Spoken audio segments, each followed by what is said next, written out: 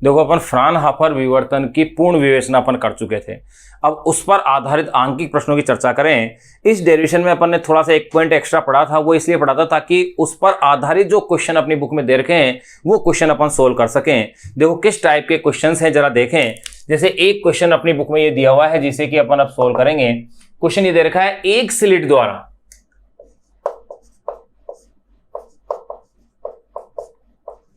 एक स्लिट द्वारा 5000 एंगस्ट्रॉम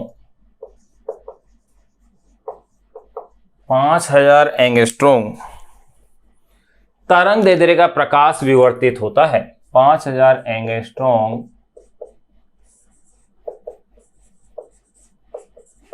तरंग दैर्ध्य का प्रकाश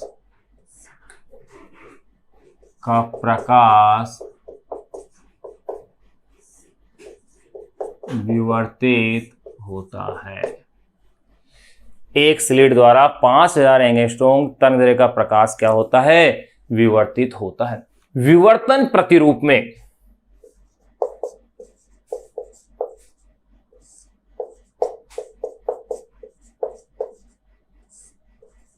डिफ्रैक्शन जो पैटर्न है, विवर्तन प्रतिरूप में पांचवां निम्निष्ठ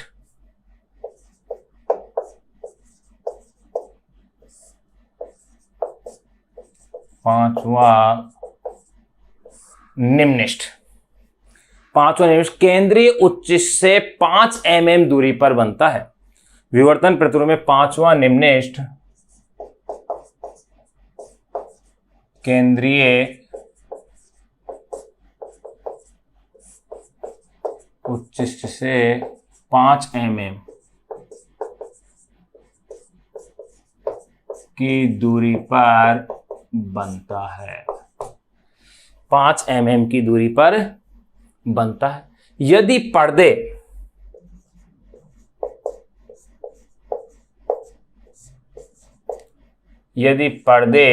व स्लिट के बीच की दूरी 1 मीटर है, यदि पर्दे व स्लिट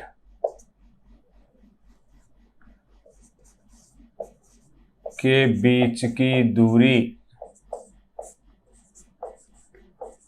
1 मीटर है तो 1 मीटर है तो स्लिट की चौड़ाई क्या होगी? है तो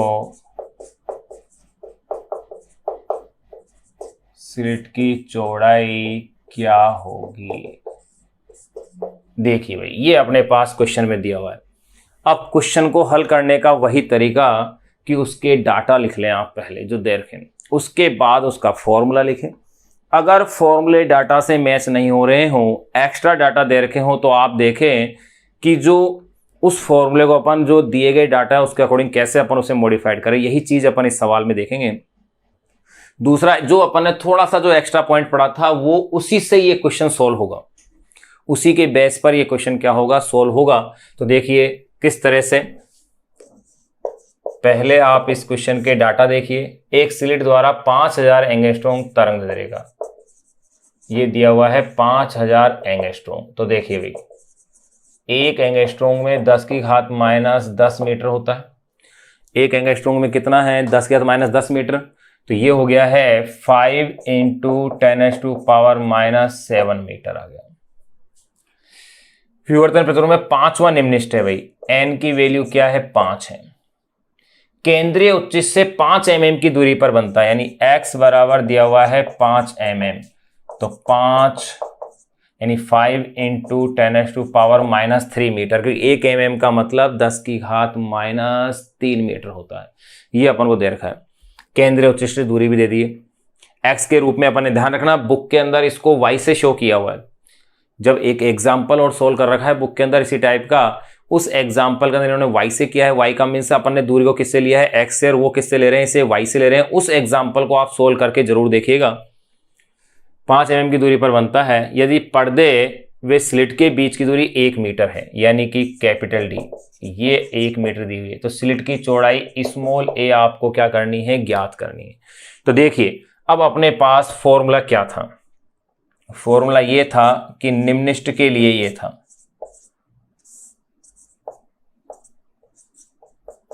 यानी कि मिनिमा के लिए। अगर निम्निष्ट की अगर मैं बात करता हूं तो निम्निष्ट के लिए इस तरह से था, a sin theta is equal to N lambda, a sin theta is equal to N lambda. यहां पर a की वैल्यू ज्ञात करवा रहे हैं, तो देखिए a इज इक्वल टू क्या हो जाएगा, एन लैम्डा अपॉन में साइन थीटा हो जाएगा। लेकिन गौर करने की बात यह है कि एन की वैल्यू आपको दी हुई है, लैम्डा की भी वैल्यू आपके पास है, लेकिन साइन थीटा का अता पता नहीं है। लेकिन आप गौर करेंगे क्वेश्चन में वही तरीका कि अगर साइन थीटा का मान नहीं दिया है लेकिन साइन थीटा के अलावा आपको एक्स और कैपिटल डी दे दिया है, इसका मतलब साइन थीटा को एक्स और कैपिटल डी के फॉर्मेट में आपको चेंज करना है। यही क्वेश्चन की खूबसूरती है और यही अपन को ध्यान देने की बात होती है। तो देखिए गौर कीजिएगा, मैं थोड़ा सा इधर बता रहा हूं वापस से। आपने जब वो डेरिवेशन की थी तो उस डेरिवेशन के हिस्से में ध्यान दीजिएगा, इस तरह से आपने लिया था, ये केंद्रीय उच्चिष्ट ओ बिंदु पर था, यहां से ये एंगल आपने थीटा लिया था, ये बिंदु P लिया था, याद कीजिए O से P की डिस्टेंस को आपने x से लिया था, और यहां जो दूरी थी ये कैपिटल D था ऐसा। तो आप इससे अगर देखें तो ये तो लंब है और ये आधार है, यानी कि tan theta is equal to X upon में D आया था। लेकिन फिर मैंने एक बात लिखी थी कि थीटा के अल्प होने पर, थीटा के अल्प होने पर साइन थीटा लगभग बराबर क्या था भाई, टेन थीटा था। और अगर ऐसी स्थिति है तो देखो इसका मतलब sine theta is equal to क्या हो गया है, एक्स अपॉन में डी बन गया। ये लो आ गई ना वैल्यू। ये मॉडिफिकेशन अपन को करना पड़ता है थोड़ा सा एक्स्ट्रा, जो अपन ने यहां इस क्वेश्चन में कर दिया है। तो देखो यानी कि एन लैम्डा, तो साइन थीटा की वैल्यू क्या लिखूंगा मैं, एक्स अपॉन में डी, ये लो डी ऊपर आ जाएगा यहां से। वही फॉर्मूला बन गया है जैसा कि आपने व्यतिकरण में देखा था, beta is equal to lambda capital D upon में स्मॉल डी। और वहां ध्यान रहे वहां उच्चिष्ट के लिए था N lambda, delta capital D upon में स्मॉल डी जगह एक्स आ गया यहां पर, यानी वही फॉर्मूले का रिपीटेशन हो गया एक तरह से। अब आप इसमें वैल्यूज रख दीजिए।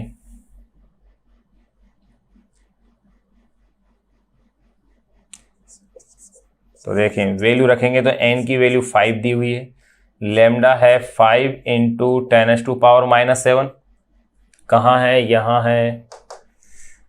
कैपिटल D ये आपको दिया हुआ है 1 मीटर। फिर आप देखिएगा कैपिटल D 1 मीटर दिया हुआ है, फिर है x कितना है 5 मिलीमीटर, यानी कि 5 गुणा 10⁻⁻3। 5 से 5 कैंसिल कीजिए तो मेरे पास रह गया है 5 इंटू 10⁻⁻4 मीटर। ये लो, ये आंसर आ गया। लेकिन इसको आप ऐसे भी लिख सकते हैं 0.5 इंटू 10⁻⁻3 मीटर। अब 10⁻⁻3 का मतलब क्या है, मिलीमीटर, क्योंकि 1 मिलीमीटर में 10⁻³ मीटर होते हैं। तो ये 0.5 इंटू 10⁻³ मीटर का मतलब हो गया 0.5 मिलीमीटर। इतनी स्लिट की क्या है, चौड़ाई है। ये एक क्वेश्चन अपने पास सोल्व हो गया। अब अपन नेक्स्ट अनसोल्व क्वेश्चन और देखते हैं, इसमें वो है क्या। देखो भाई,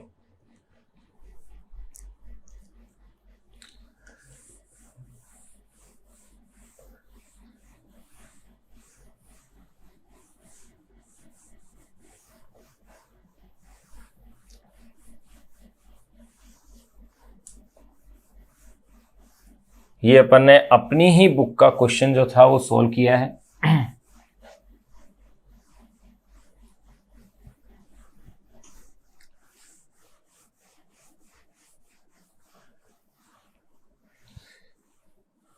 इस पर आधारित जो 3 एग्जाम्पल दिए हुए हैं, तीनों सोल्व एग्जाम्पल को आप सोल्व करके जरूर देखें भी। अगला क्वेश्चन देखिएगा आप। क्वेश्चन में क्या कह रहे हैं, 5500 एंगस्ट्रॉन्ग तरंग दैर्ध्य, 5500 एंगस्ट्रॉम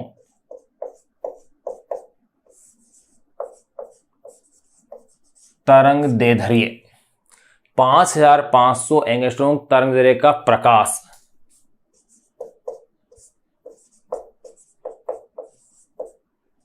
का प्रकाश 22 गुणा यानी 22 इंटू 10⁻⁵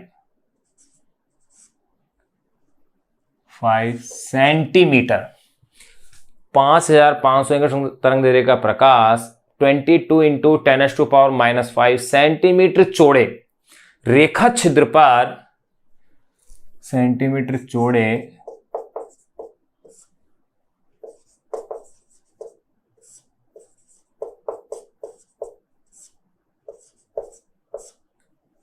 चौड़े रेखा छिद्र पर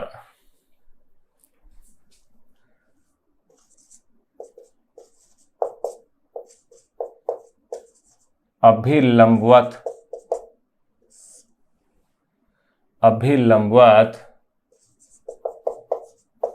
आपतित होता है। क्या कहा मैंने? 5500 एंगस्ट्रॉम तरंग दैर्ध्य का प्रकाश 22 इंटू 10⁻⁵ सेंटीमीटर चौड़े रेखा छिद्र पर अभिलंबवत आपतित होता है। केंद्रीय उच्चिष्ट के दोनों ओर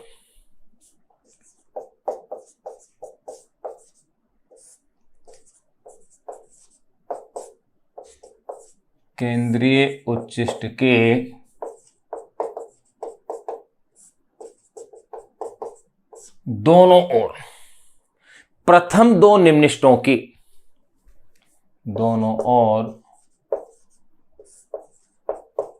प्रथम दो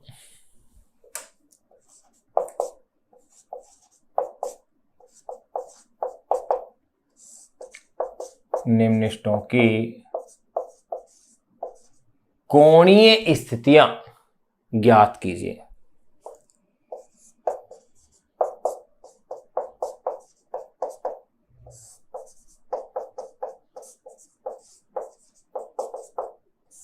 ये क्वेश्चन है अपने पास। देखिए अब इस क्वेश्चन को आप सोल्व कीजिएगा। अनसोल्व क्वेश्चन है अपनी बुक का। क्या क्या आपको दिया है? सबसे पहले तो वही तरीका कि उसके डाटा अपन को लिखने। तो इसमें देखो क्या क्या आपको दिया हुआ है। लैम्डा दी हुई है आपको 5500 एंगस्ट्रॉम। अब एक एंगस्ट्रॉम में तो आप जानते हो कि 10⁻⁻10 मीटर होता है, यानी कि ये कितना हो गया है मेरे पास 5.5 इंटू 10⁻⁻7 मीटर हो गया। भाई मैंने यहाँ पॉइंट अगर यूज किया है तो 5.5 10⁻⁻7 मीटर। फिर इसमें स्लिट की चौड़ाई भी दी है इन्होंने, स्मॉल a 22 इंटू 10⁻⁻5 सेंटीमीटर में है भाई ये। तो इसका मतलब इस सेंटीमीटर को किस में चेंज करना है आपको? मीटर में। तो देखो 1 सेंटीमीटर में कितने मीटर होंगे? 10⁻⁻2 10⁻⁻2। तो यहां -5 से कितने हो जाएंगे? -7 हो जाएंगे, यानी कि -5 इंटू 10⁻⁻2 तो 10⁻⁻7 मीटर हो गया। फिर आपको निकालना है केंद्र से दोनों प्रथम दो निम्निष्टों की कोणीय स्थितियां। तो देखो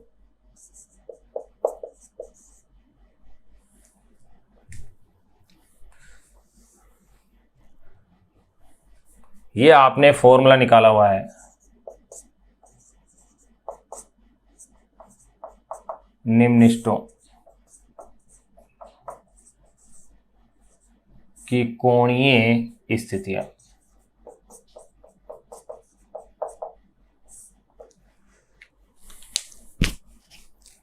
निम्नलिखितों की कोणीय स्थितियां, क्या फॉर्मूला था याद कीजिए, theta N is equal to plus minus. Plus minus किस लिए? वे केंद्रीय उच्चिष्ट के दोनों ओर निम्नलिखितों की कोणीय स्थितियां, theta N is equal to plus minus N lambda upon में ए से, ये था। अगर उच्चिष्ट पूछते तो plus minus 2n+1 lambda by 2 होता और ये अपोन में ए कर देते, फिर एन लैम्डा अपोन में ए से। ये अपन कोणीय स्थितियां ज्ञात कर चुके थे। अब देखिएगा नंबर फर्स्ट पहले के लिए निकालनी है तो θ1 प्लस माइनस एन की वैल्यू कितनी है 1 लैम्डा की वैल्यू कितनी दी हुई है आपको? 5.5 इंटू 10⁻⁻7 अपोन में 22 इंटू 10⁻⁻7। तो देखो भैया 10⁻⁻7 से 10⁻⁻7 तो कैंसिल आउट हो गया, फिर 11 से कैंसिल आउट कीजिए इनको। ये तो हो गया है 0.5 और ये हो गया है 2 टाइम, यानी 0.5 अपोन में 2, तो ये हो गया है 0.25। कोणीय स्थिति को किस में लिखेंगे आप? रेडियन में। ये लो 0.25 आएगा। फिर इसी क्वेश्चन का सेकंड पार्ट क्या पूछ रहे हैं साथ में? दोनों और प्रथम दो निम्निष्टों की, यानी प्रथम दो निम्निष्टों के लिए अपन को निकालना है। तो भैया प्रथम दो निम्निष्ठ यानी कि θ1 और फिर दूसरा क्या निकालना है? θ2। तो देखो यानी अब आपको ज्ञात करना है θ2। तो देखो प्लस माइनस n की वैल्यू क्या आ जाएगी? 2। फिर लैम्डा की वैल्यू वही है 5.5 इंटू 10⁻⁻7। फिर स्मॉल a की वैल्यू 22 इंटू 10⁻⁻7। 10⁻⁻7 से 10⁻⁻7 कैंसिल आउट हो गई। फिर देखो वही तरीका 11 से कैंसिल आउट किया तो ये 0.5 टाइम और ये 2 टाइम, 2 से 2 कैंसिल हो गया यानी 0.5 रेडियन। ये लो, ये अपने पास दोनों की कोणीय स्थितियां अपन ने ज्ञात कर ली है। अगर आप एक बात देखें 0.5 आ रहा है यहां अगर थीटा को मैंने यहां अल्प मान के किया है, जबकि वास्तव में ऐसा संभव है नहीं। यहां इसलिए संभव नहीं है क्योंकि बुक में आंसर तो अपने पास 0.25 और 0.50 रेडियन के रूप में दे रखा है, तो वही आंसर मैंने लाने का आपको इसमें प्रयास किया है। लेकिन अगर मैं थीटा अल्प नहीं है यहां, कैसे कह सकता हूं? क्योंकि मेरे पास यहां देखिए, आप गौर कीजिएगा, यह है मेरे पास equation a sin theta is equal to N lambda, यानी कि sin theta is equal to N lambda upon में a है। अगर ये वैल्यू मेरे पास sin theta is equal to 0.50 आ रही है, इसका मतलब थीटा कितना डिग्री है? 30 डिग्री हो गया। यहां इस स्थिति में अगर थीटा मेरे पास यहां 30 डिग्री हो जाता है तो भैया थीटा नगण्य थोड़ी हुआ, अल्प थोड़ी हुआ है। लेकिन यानी आंसर मेरे पास अगर एंगल अगर ये पूछते तो कितना डिग्री आएगा? द्वितीय स्थिति के अंदर 30 डिग्री का आएगा। लेकिन एक्चुअल में इसने कोणीय स्थितियां पूछी हैं, तो कोणीय स्थिति को, और आंसर भी अपनी बुक में इसी फॉर्मेट में दिया हुआ है, तो अपन ने इसी फॉर्मेट में लिख दिया इसको रेडियन के रूप में। यहां अपने पास इसके ये न्यूमेरिकल्स अपने पास कंप्लीट हो गए। तो देखो अपन ने व्यतिकरण अपन ने कंप्लीट कर लिया, विवर्तन कंप्लीट कर लिया, इनके सवाल कर लिए। अब इनमें अपन व्यतिकरण और विवर्तन में अंतर देखेंगे कि इनमें क्या क्या डिफरेंस है। उस डिफरेंस की अंतर की अपन क्या करेंगे? चर्चाएं करेंगे।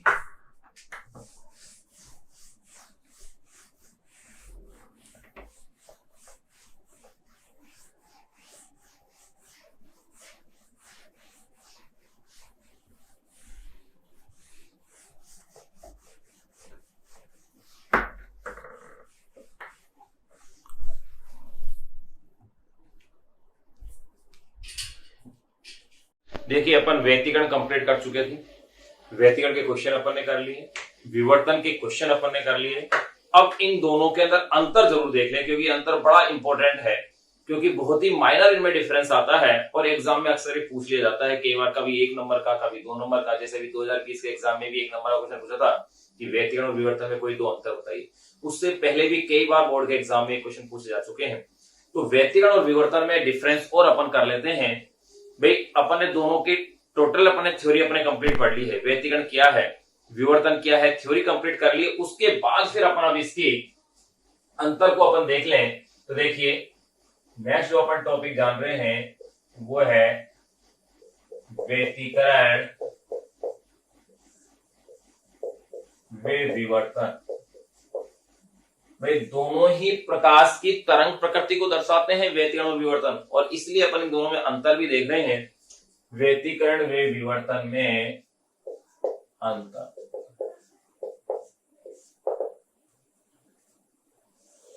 देखिए, इस ओर आप लिखिए व्यतिकरण को और इस ओर आप लिखिए विवर्तन।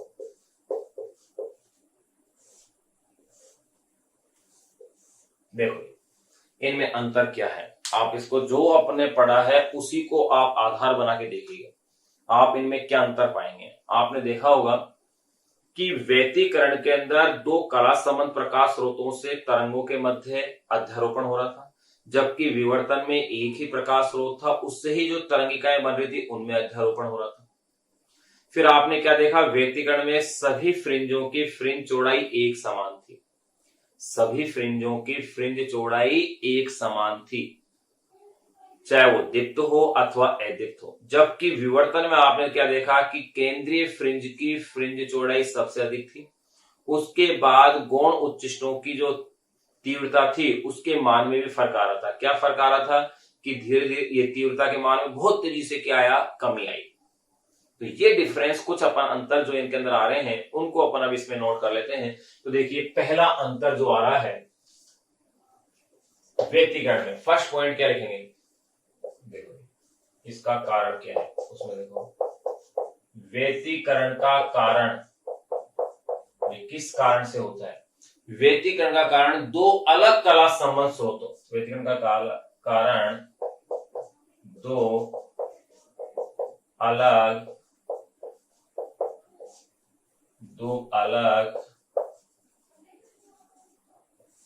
कला संबद्ध स्रोतों से उत्पन्न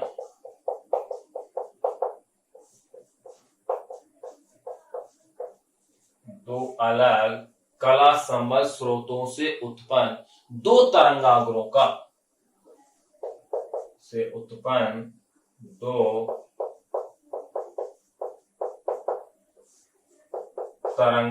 का आपस में अध्यारोपण है, उत्पन्न दो तरंगाग्रों का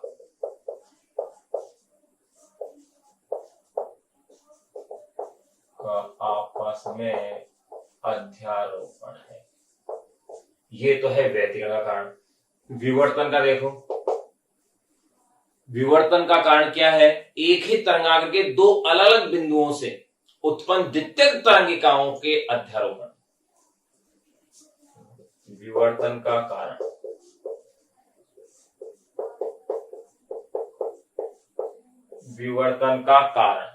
एक ही तरंगाग्र के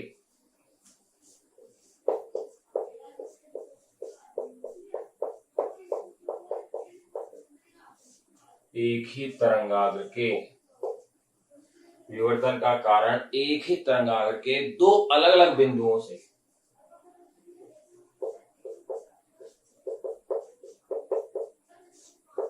दो अलग अलग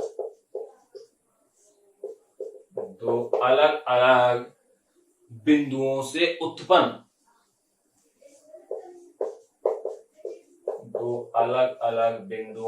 उत्पन्न द्वितीयक तरंगिकाओं का अध्यारोपण है। दो अलग बिंदुओं से उत्पन्न द्वितीयक तरंगिकाओं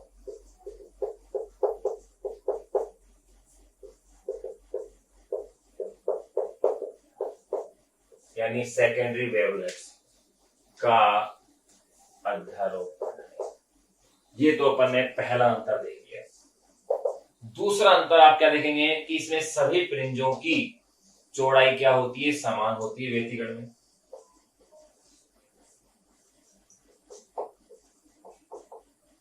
सभी फ्रिंजों की चौड़ाई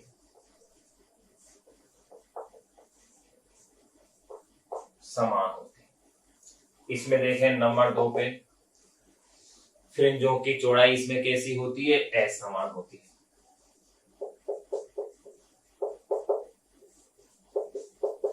फ्रिंजों की चौड़ाई असमान होती है। दो डिफरेंस अपन ने डाल ली। तीसरा डिफरेंस, अगर आयाम समान हो तो आपको पता है व्यतिकरण में, विनाशी व्यतिकरण के अंदर यानी जो न्यूनतम तीव्रता होती है उसका मान क्या आ जाता है, शून्य आ जाता है। लेकिन विवर्तन में तीव्रता अशून्य होती है, यानी कि शून्य का मान उसमें नहीं आता है निम्निष्ठ के लिए। तो देखो यहां पर भी नंबर तीसरा डिफरेंस आ जाएगा, आयाम समान होने पर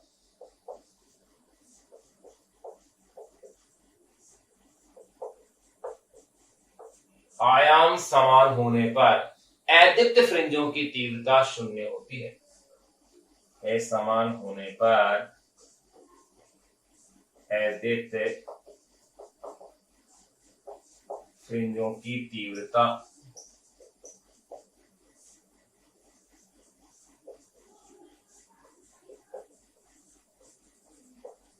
शून्य होती है। यहां देखें तो अदीप्त फ्रिंजों की तीव्रता शून्य होती है, शून्य नहीं होती। अदीप्त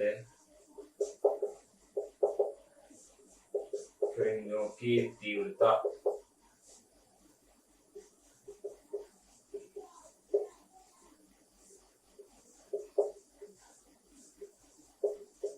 शून्य होती है।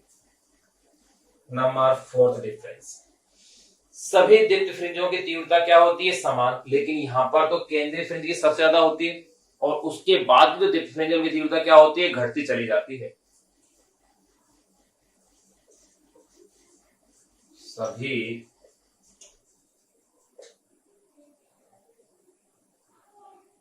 दीप्त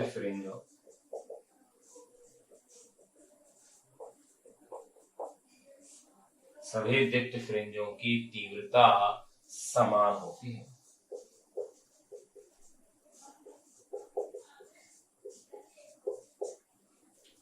यहां देखो नंबर 4 में क्या आता है।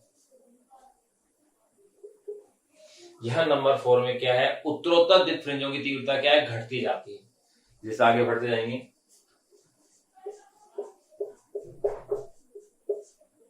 उत्तरोत्तर दीप्त फ्रिंजों की तीव्रता घटती जाती है। तो देखो ये अपन ने इनमें डिफरेंस देख ली है। इसके अलावा और भी बहुत सारे डिफरेंस इनके अंदर हैं। क्या क्या अंतर आते हैं गौर कीजिएगा। आपने जब व्यतिकरण में देखा था कि व्यतिकरण में संपोषी व्यतिकरण कब हो रहा था?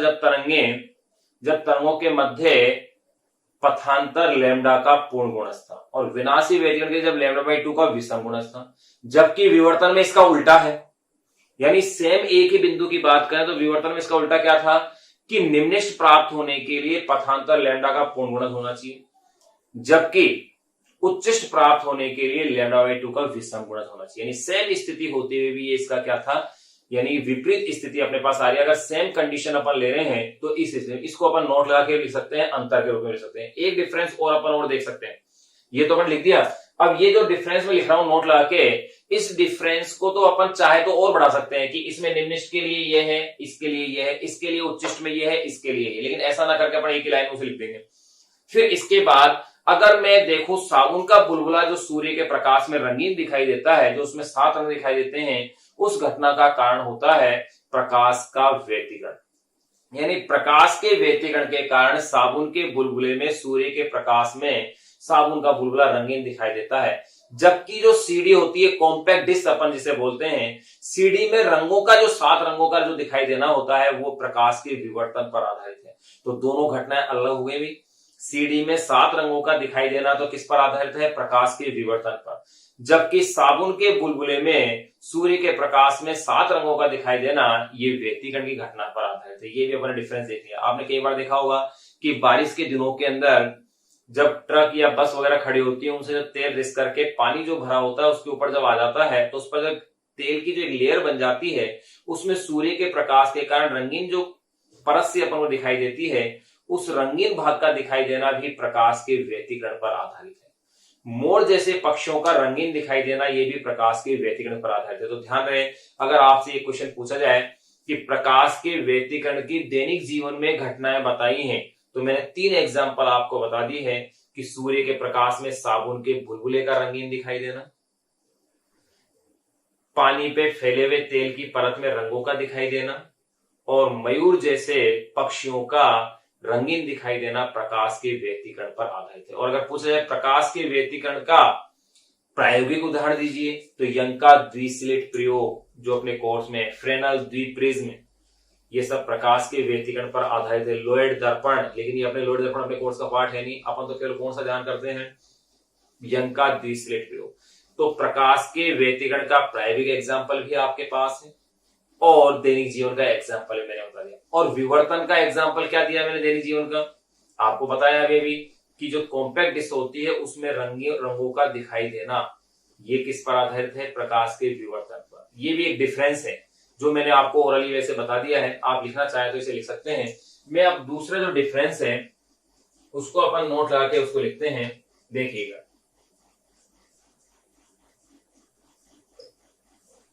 वो डिफरेंस क्या बनता है, समान प्रायोगिक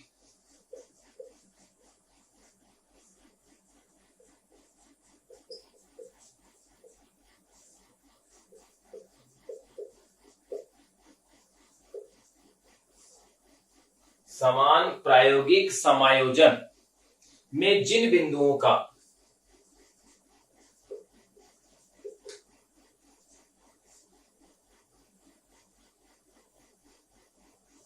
समायोजन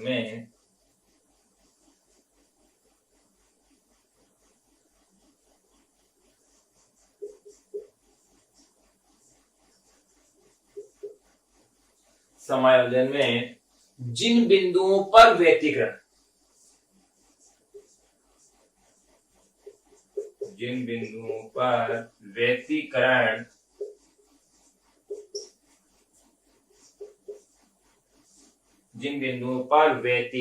उच्चिष्ट प्राप्त होता है,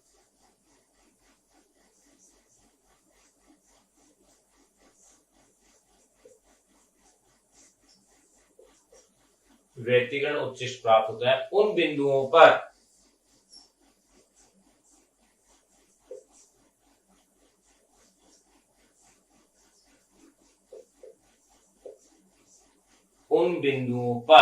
विवर्तन निम्निष्ट प्राप्त होता है।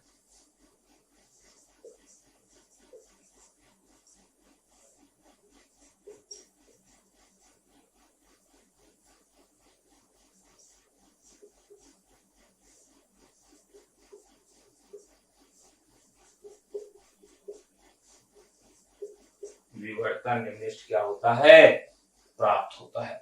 और इसका विपरीत भी सही है, वाइस वर्सा जिसे अपन कहते हैं। कैसे कि जिन बिंदुओं पर व्यतिकरण में उच्चिष्ट आ रहा है वहां विवर्तन में निम्निष्ट आ रहा है। इसका मतलब जिन बिंदुओं पर व्यतिकरण में निम्निष्ट आ रहा है विवर्तन में वहां क्या आएगा, उच्चिष्ट आएगा। तो देखो वही बात आ गई, समान प्रायोगिक समायोजन में जिन बिंदुओं पर व्यतिकरण उच्चिष्ट प्राप्त होता है उन बिंदुओं पर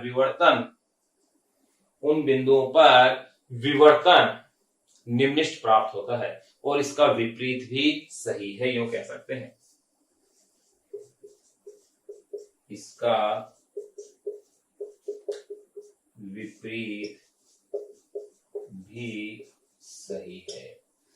तो देखो भाई, ये अपन ने व्यतिकरण और विवर्तन में अंतर जान लिया। अंतर और भी आप लिख सकते हो, ये भी अंतर ही है जो अपन ने नोट लाके लिखा है, जिसको कि दो अंतर के रूप में बढ़ जाएगा। ये कैसे कि यहां पर निम्निष्ट आता है तो यहां पर उच्चिष्ट हो जाएगा, फिर यहां उच्चिष्ट है तो यहां निम्निष्ट हो जाएगा। तो ये भी अंतर हो गया। एक अंतर मैंने आपको बता ही दिया कि साबुन के बुलबुले का सूर्य के प्रकाश में रंगीन दिखाई देना किस पर आधारित है, प्रकाश के व्यतिकरण पर। और सीढ़ी में 7 रंगों का दिखाई देना किस पर आधारित है, विवर्तन पर। यहां अपन ने व्यतिकरण विवर्तन में अंतर जान लिया। अब जो नेक्स्ट जो टॉपिक अपन पढ़ेंगे वह है प्रकाशिक यंत्रों की विभेदन क्षमता, resolving power of optical instruments. वैसे अपनी बुक में हेडिंग दे रखी है विभेदन क्षमता, अपन इसको पढ़ेंगे प्रकाशिक यंत्रों की विभेदन क्षमता के नाम से, यानी कि resolving power of optical instruments. क्योंकि ऑप्टिकल इंस्ट्रूमेंट्स के लिए ही अपन इसे निकाल रहे हैं, जिसमें अपन को निकालनी है दूरदर्शी और सूक्ष्मदर्शी, यानी टेलीस्कोप और माइक्रोस्कोप के लिए। फिर उसके क्वेश्चन सोल्व करेंगे।